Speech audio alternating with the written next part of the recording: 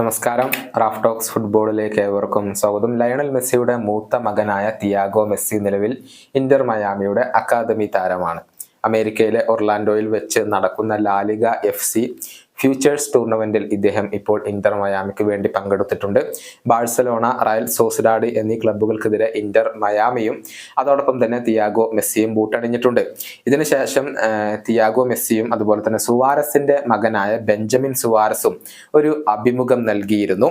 Ramon മൊറീനയായിരുന്നു ഇവരെ interview ചെയ്തിരുന്നത്. ഒരുപാട് കാര്യങ്ങളെക്കുറിച്ച് ലയണൽ മെസ്സിയുടെ മകൻ ഇപ്പോൾ സംസാരിച്ചിട്ടുണ്ട്. എന്നെങ്കിലും ഒരിക്കൽ ബാഴ്സലോണ വണ്ടർ കിഡായ ലാമിനെ യമാലിനോടൊപ്പം കളിക്കാൻ താൻ ആഗ്രഹിക്കുന്നു എന്നുള്ള കാര്യം ഇപ്പോൾ തിയാഗോ മെസ്സി തുറന്നു പറഞ്ഞിട്ടുണ്ട്.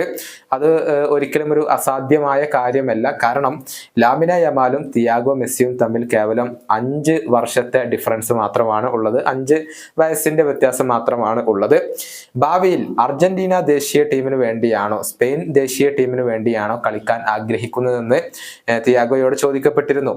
അർജന്റീനയാണ് അദ്ദേഹം തിരഞ്ഞെടുത്തിട്ടുള്ളത്.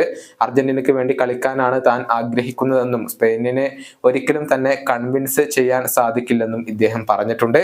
അതേസമയം മെസ്സിയുടെ ഏറ്റവും മനോഹരമായ ഗോളും തിയാഗോ തിരഞ്ഞെടുത്തിട്ടുണ്ട്. ചാമ്പ്യൻസ് ലീഗ് ഫൈനലിൽ മാഞ്ചസ്റ്റർ യുണൈറ്റഡിനെതിരെ ലയണൽ മെസ്സി നേടിയ ആ ഒരു ഹെഡർ ഗോൾ, അതാണ് തൻ്റെ പിതാവ് നേടിയ ഏറ്റവും മനോഹരമായ ഗോൾ എന്നാണ് തിയാഗോ മെസ്സി ഈ ഒരു അഭിമുഖത്തിൽ പറഞ്ഞിട്ടുള്ളത്.